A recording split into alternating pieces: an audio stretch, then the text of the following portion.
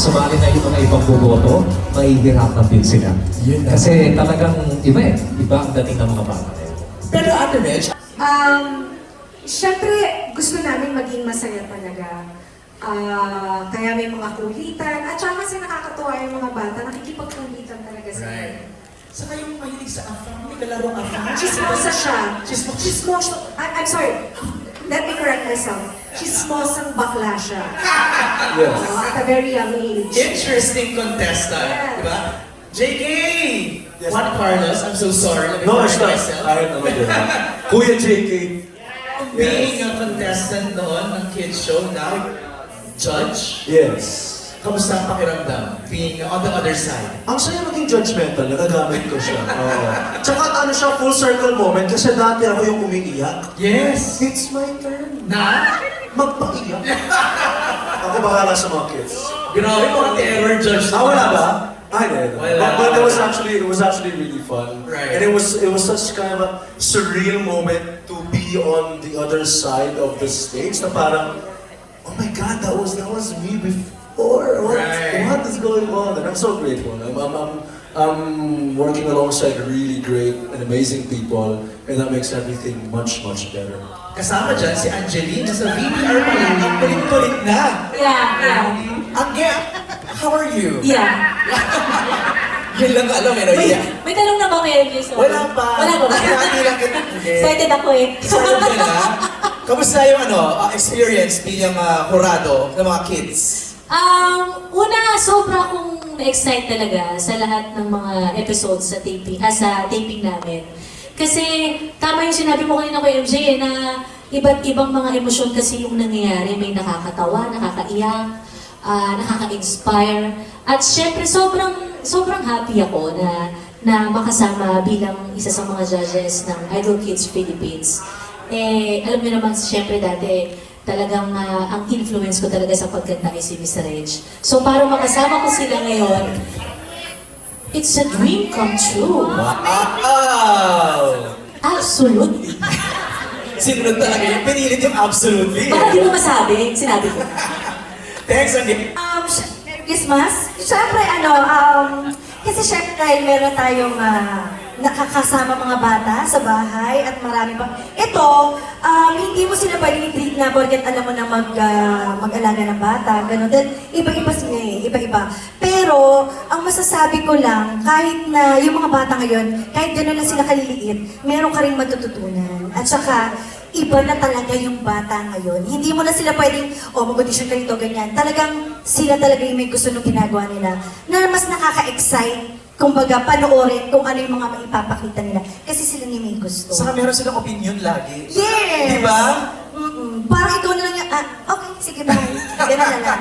Okay, before I go to Robbie, napansin ko, singers, kumakanta. Grabe naman. Yes, Robbie. Na-offend naman ako doon. Uy, musician yan! Kailangan mo kaming sampulan. Kailangan mo kaming sampulan. Alam mo, parang din na yung mata ng bagyo. Baka mamaya lalong bumagyo dito eh. Feeling ko sasurpresahin tayo ni Robby kakantayin. Pero serious ako when you were a kid ba, nakakanta ka? Do you sing in a church, in school? Yung mga ganon? Kasi parang pag Pilipinong bata ka, di ba, Kuya Gary? Ako hindi ko pa naririnig ang boses ni Ron. Exactly. Kumanta, pero baka hindi niyo lang alam, but he is very good in playing the piano. Ako na-impress ako tuwing naririnig ko si Robin na gumagawa ng sample na hindi niya alam na nandun ako. So he's not performing, he's just doing what he's doing.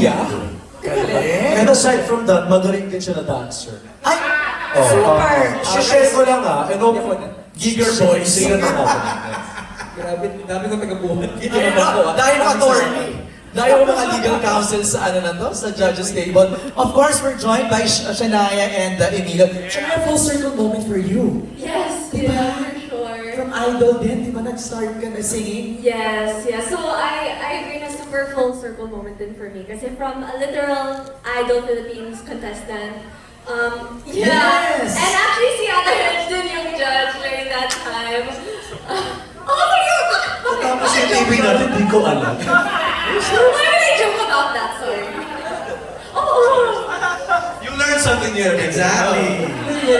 But yes, it's really, I mean, look at who I'm with on this stage. It's absolutely insane, and I'm super grateful talaga na I get to be here, I get to host the online show, and especially with Emilio na sobrang, he's very, very fun to co-host with naman also. So, I'm just very, very grateful, and thank you naman din to Lord. Pansin ko ha, yung grupo niya mahilig sa absolutely ha. Sa akin yung Inspire, original. inspire Okay. po. I did it first. Okay. Okay, Emilio, ikaw ba nakakanta ka? Yes, magsasample yan. Okay, go. Sample nga. Gusto ko ba? Pang-show lang po yan, pang-show lang. Pero training pa lang, training. I get a lot of tips from yung Kiddie Hopefuls, actually. Sila yung nagtuturo sa akin. Ang dami kong natutunan sa kanila kasi they're so talented. And I'm just so happy that the whole Philippines will be able to see how good they all are. And congratulations, you're one of the busiest, if not the busiest, di ba, right now from the celebrity edition ng Pinoy Big Brother. Okay, simulan na. Nagtatanong lang. Business, tatanong lang si Kuya Bob. Sorry. Nagulat lang ako. Ayun, Fresh, parang nagamit yung mother's instinct, yung mother's love, yung mother's compassion sa pagiging kurado. Ako muna. Go, Miss Fresh. You know, doing the audition, I realized that kasi lahat tayo ganito, kasi I've also experienced this. Hindi nakikinig pala talaga yung mga bata. Hindi pala talaga sila nakikinig. Oo, kaya pala yung nanay natin, yung ang kulit-kulit, alam mo na, sinabi mo na yun sa akin eh, ba't naaalala mo ha? Pero hindi tayo nakikinig.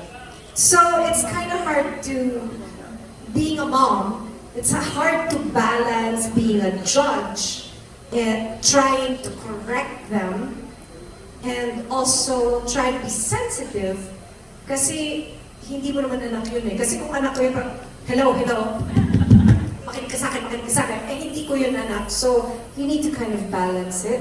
And then, like I said earlier, it's because hindi sila nakikinig, not because they want to hurt you or anything, it's just that their span of attention is so short. It's so short, but they absorb. So when they hear an information, they don't know what to do with that information. So I feel like they just absorb it and put it somewhere in their brain. Until sabihin mo ulit, then sinabi mo na yun! But the brain would say, I still don't know how to deal with it. Right. So you'll keep it there until such time when they're a little bit grown up. Then, I know, ito na pala yun. Then that's how they learn. Okay, so yun yung kailangan namin i-balance. Although, like I said, like ngayon ko lang yung na-realize eh. So parang may natututunan din ako. Saka remember, itong mga edad nilang to, transformative years nila yan. At saka ito talaga yung age na hindi talaga sila nakikinig. Can I say something? Go ahead. Kasi Reds, actually, nung bata ako, nakikinig talaga ako. Hindi ko lang sinusundan yung mga sinasabi. Oo, yun, ganun But lang. that's parang ganon. Parang ganun. You absorb the information, but kasi a child's brain is actually like a sponge. So they just keep absorbing information, but they still don't know what to do with it. It's just there. It's just there. But they know it's there. You said that, but I still don't know what to do with that information. So as far as judging is concerned, we have to, yung correcting namin kailangan dun sa level nila, dun sa language na maiintindihan nila, dun sa emotions na kaya nilang i-digest. So, mahirap. Ang game now, paano ka naging judge? Bilang Mary in real life, paano ka mag-judge? Ang ganda-ganda ng sinabi ni Miss Reg, na feel ko yun. Ano nga yung tanong? Paano mo ginagamit yung pagiging mother mo in real life sa pagiging judge dito sa Idol Kids Philippines? Sa pagiging judge sa Idol Kids Philippines, alam niyo sa totoo lang, kahit before po, medyo nadadalawang isip ako na tumanggap ng trabaho na ganito. Kasi dahil nanggaling ako ng mga singing contest, parang hindi ko kayang magsabi ng no sa mga contestants, lalo ngayon ng mga bata. At syempre may dalawang anak na rin po ako.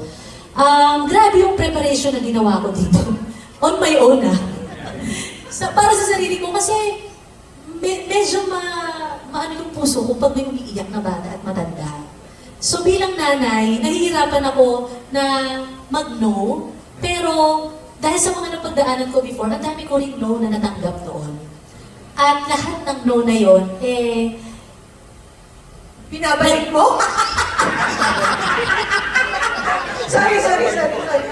lahat ng no na yun. No pa din. Joke lang.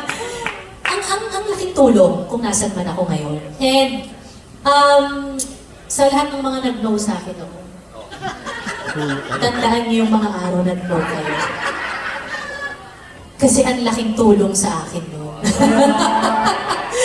Medyo mahirap, pero alam ko may purpose kung bakit po ako napunta rito ngayon. And yung lagi kong iniisip sa lahat ng mga batang nag-audition na nakakaharap namin, isa kami sa mga tutulong para mas maabot nila yung mga pangarap nila. Sundan mo lang yung tanong ni Von kasi ang ganda